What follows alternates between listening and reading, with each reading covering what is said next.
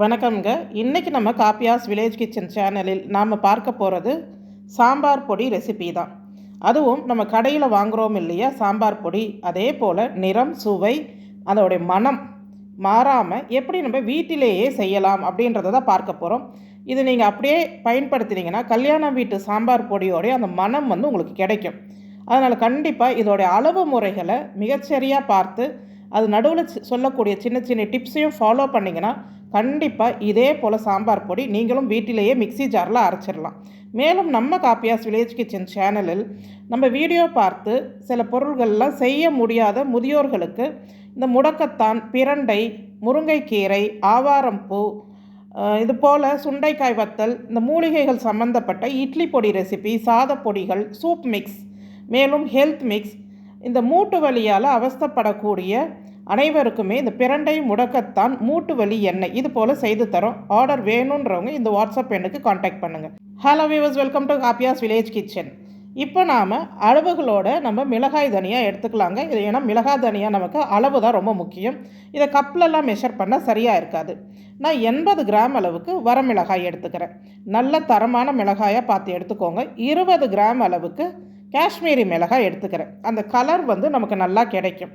உங்கள்கிட்ட காஷ்மீரி மிளகாய் இல்லை அப்படின்னா வரமிளகாயே 100 கிராம் எடுத்துக்கோங்க. ஆனால் நல்லா நிறமாக இருக்கிற மிளகாய் பார்த்து வாங்குங்க. ரெட்டாக இருக்கணும், நல்ல சிவந்த நிறம் இருக்கிற மிளகாய் இருக்கணும். அதில் மஞ்சள், ஆரஞ்சு இது போல் எந்த மிளகாயும் இருக்கக்கூடாது. அதை நம்ம பயன்படுத்தவும் கூடாது.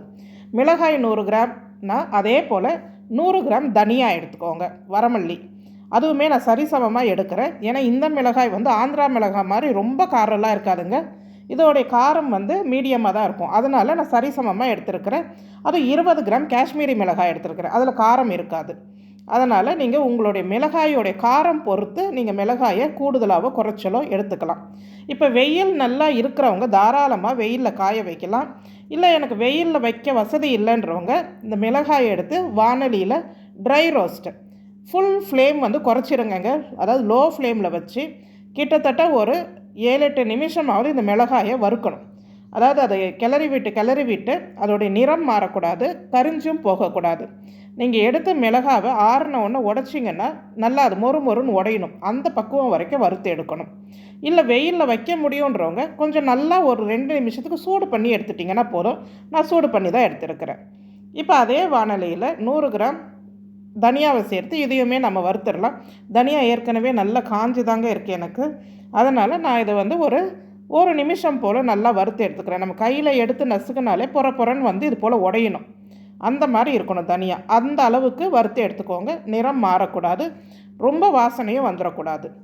இப்போ நான் டேபிள் ஸ்பூன் எடுக்கிறேன். இது பெரிய ஸ்பூனு, டீஸ்பூன் கிடையாது. அப்போ டேபிள் ஸ்பூனால் 2 டேபிள் ஸ்பூன் அளவுக்கு துவரம் பருப்பு. இதோடைய அளவு பார்த்திங்கன்னா ஒரு 20 கிராம் அளவுக்கு துவரம் பருப்பு இருக்கும். ஒரு டேபிள் ஸ்பூன் கணக்கு பார்த்திங்கன்னா 10 கிராம் இருக்குங்க. அதே போல் 2 டேபிள் ஸ்பூன் அளவுக்கு கடலைப்பருப்பு, இதுவுமே 20 கிராம் அளவுக்கு எடுத்துக்கலாம். இது ரெண்டுத்தையுமே கொஞ்சம் பொன்னிறமாக வர வரைக்கும் நாம் வறுத்து எடுத்துக்கலாம். எல்லாத்தையுமே மிதமான தீயில் தாங்க வறுக்கணும். மீடியம் ஃப்ளேமில் மட்டுமே வச்சு வரங்க. இதுவும் ரொம்ப வறுப்பற்றக்கூடாது. அது ஒரு பொன்னிறமாக மாறும் பாருங்கள். அந்த பக்குவத்தில் எடுத்து மிளகாய் தனியாக கூடவே கொட்டி வச்சிடலாம். இப்போ ஒரு டேபிள் ஸ்பூன் அளவுக்கு வெந்தயம் எடுத்துக்கிறேன். இது ஒரு 10 கிராம் இருக்கும். வெந்தயத்தை ஒரு 10 செகண்ட் பொரித்த பிறகு மற்றதெல்லாம் நாம் சேர்த்துக்கலாம். ஏன்னா வெந்தயம் சிவந்து வர கொஞ்சம் நேரம் எடுக்கும். ஒரு 10 செகண்ட் கழித்து அதே டேபிள் ஸ்பூனால் 1 டேபிள் ஸ்பூன் அளவுக்கு மிளகு, 1 டேபிள் ஸ்பூன் அளவுக்கு சோம்பு. சாம்பார் பொடின்றதுனால சோம்பு சேர்க்கும்போது நல்ல மனம் தருங்க. அதனால் சோம்பு சேர்த்துக்கோங்க. 1 டேபிள் ஸ்பூன் சோம்பு, அதுவுமே 10 கிராம் தான். இதே போல் சீரகம் மட்டும் 2 டேபிள் ஸ்பூன் எடுத்துக்கோங்க. அதாவது துவரம் பருப்பு, கடலை பருப்பில் எந்த அளவு எடுக்கிறீங்களோ அந்த அளவுக்கு சீரகம் எடுத்துக்கோங்க. நான் 2 டேபிள் ஸ்பூன் அளவுக்கு சீரகம், ஒரு 20 கிராம் சீரகம் சேர்த்துடுறேன். இது எல்லாமே சேர்த்து நாம் ஒரு 30 செகண்ட் போல் அப்படியே மிதமான தீயில் வச்சு பொரிக்கும் போது அந்த சீரகம் வெடிக்க ஆரம்பிக்கும். அந்த வெடிக்க ஆரம்பிக்கிற பக்குவத்தில் நாம் எடுத்து தட்டில் கொட்டி வச்சிடலாம். பாருங்கள், இந்த ஸ்டேஜில் எடுத்து கொட்டிடுங்க. இப்போ சாப்பாட்டு அரிசி இல்லைன்னா பச்சரிசி எதுனாலும் நீங்கள் எடுத்துக்கலாம். ரேஷனில் கொடுக்குற புழுங்கரிசி கூட எடுத்துக்கலாம். 2 டேபிள் ஸ்பூன் அளவுக்கு அரிசி எடுத்துக்கோங்க. இதை அப்படியே அந்த மிதமான சூட்டில் வச்சு ரொம்ப ஒரு கோல்டன் நிறமெல்லாம் மாற வேண்டாம். அப்படியே வெள்ளையாக பொரிஞ்சு வரும் பாருங்கள். அந்த பக்குவத்தில் எடுத்து கொட்டி வச்சிடலாம். ஒரு கைப்பிடி அளவுக்கு காஞ்ச கருவேப்பிலை நான் சேர்த்துக்கிறேன். நீங்கள் வந்து பச்சை கருவேப்பிலையாக இருந்ததுன்னா நல்லா ஈரம் இல்லாமல் உணர்த்திட்டு கடாயில் சேர்த்து நல்லா மொறு மொறுன்னு ஆகிற வரைக்கும் வறுத்து எடுத்துடணும். கொஞ்சம் கூட ஈரத்தன்மை இருக்கக்கூடாது. ஆனால் பெஸ்ட்டு வந்து கொஞ்சம் காய வச்சு சேர்க்கறது தான் பெஸ்ட்டு நமக்கு. இப்போ இதில் ஒரு 10 கிராம் அளவுக்கு பெருங்காயம், கட்டி பெருங்காயம் வெறும் வானிலையில் தாங்க பொரிச்சு எடுத்துருக்கிறேன். பொரிச்சு எடுத்து அது கூட சேர்த்துடலாம். இப்போ இது எல்லாமே நல்லா ஆறணும். நான் வந்து மஞ்சள் தூள் சேர்க்க போகிறேன். அதாவது நம்ம வீட்டிலேயே தயார் பண்ண மஞ்சள் தூள். நீங்கள் விரலி மஞ்சள் எடுத்திங்கன்னா 2 விரலி மஞ்சள் இது கூட சேர்த்துக்கலாம். இப்போ பாருங்கள், மிளகாய் இன்னும் நல்லா கிறிஸ்பியாக உடையலை. இதை நான் கொஞ்சம் நேரம் ஆற விட்டுட்டு இதை நான் வெயிலில் வைக்க போகிறேன். ஏன்னா எனக்கு வந்து வெயில் நல்லா இருக்குது. அதனால் மிளகாயை நான் ரொம்ப நேரம் வறுக்கலை. மொட்டை மாடியில் வச்சுட்டு ஒரு 3-4 மணி நேரம் தாங்க நல்ல வெயில் எங்களுக்கு. அதனால் நான் ஒரு 3 மணி நேரம் வெயிலில் வச்சுட்டேன்.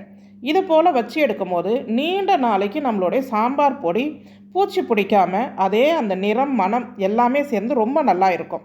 வெயிலில் வைக்கிறதோடைய சிறப்பு அதுதான்.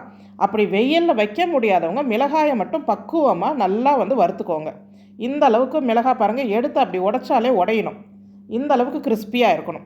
இப்படி செய்யும் போது தான் நமக்கு இந்த சாம்பார் பொடி நமுத்து போகாமல் இல்லை வண்டு வராமல் அப்படியே இருக்கும். நான் எல்லாமே மிக்சியில் தாங்க அரைக்க போகிறேன். நீங்கள் மில்லில் கொடுத்து அரைக்கணுன்னா அரைச்சிக்கலாம். நான் பெரிய ஜாரில் சேர்த்து ஃபஸ்ட்டு நல்லா அரைச்சிட்டேன். இது கூட நம்ம வீட்டிலேயே தயார் பண்ண மஞ்சள் தூள், பொங்கலுக்கு வாங்குகிற மஞ்சள் கிழங்குல வந்து நான் இந்த மஞ்சள் பொடி தயார் செய்திருக்கிறேன். இதை நான் வீடியோவும் போட்டிருக்கிறேன். வேணும்னா நீங்கள் அதை எடுத்து கூட பார்க்கலாம். 1 டேபிள் ஸ்பூன் அளவுக்கு மஞ்சள் தூள் சேர்த்துக்கிறேன். இதையும் சேர்த்து நம்ம அரைச்சிடலாம்.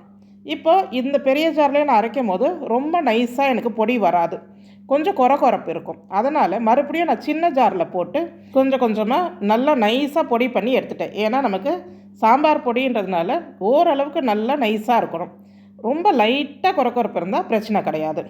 இப்போ மொத்தமாக நமக்கு எடுத்த பொருளுக்கு எவ்வளவு சாம்பார் பொடி வந்திருக்குன்னு மட்டும் நம்ம டெஸ்ட் பண்ணிடலாம். இப்போ பாருங்கள், நம்ம அந்த காஷ்மீரி மிளகாயில் சேர்த்ததுனால நல்ல தரமாக செவந்த மிளகாய் எடுத்ததுனால நமக்கு இந்த சாம்பார் பொடியோட நிறமும் பாருங்கள் அவ்வளோ நல்ல சிகப்பாக வந்திருக்குது. இல்லைன்னு சொன்னால் இந்த நிறம் நமக்கு கிடைக்காது. அதனால் மிளகாயை செலக்ட் பண்ணுறது தான் ரொம்ப முக்கியம். மொத்தமாக 328 கிராம் நமக்கு சாம்பார் பொடி கிடச்சிருக்குதுங்க.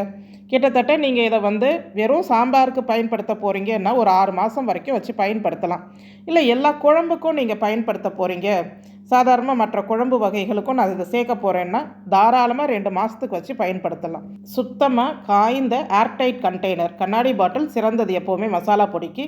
போட்டு ஸ்டோர் பண்ணிட்டீங்கன்னா நீங்கள் 1 வருடம் வரைக்கும் வச்சு கூட இந்த பொடியை பயன்படுத்தலாம். நீங்கள் பயன்படுத்துகிற அளவை மட்டும் வெளியில் வச்சுக்கிட்டு நீங்கள் மிச்சத்தை ரெஃப்ரிஜிரேட் பண்ணாலும் பண்ணலாம், ஜிப்லாக் கவர்ஸில் போட்டு. அப்போ அந்த ஃப்ரெஷ்னஸ் இன்னுமே மெயின்டைன் ஆகும். ஸோ நம்ம பயன்படுத்துகிற முறை பொறுத்து தான். உங்களுக்கு இந்த சாம்பார் பொடி ரெசிபி பிடிச்சிருந்தா நம்ம காப்பியாஸ் வில்லேஜ் கிச்சன் சேனலுக்கு ஒரு லைக், ஷேர், கமெண்ட் பண்ணுங்கள். முடிஞ்சால் ஒரு ஹைப் பண்ணுங்கள். நன்றி.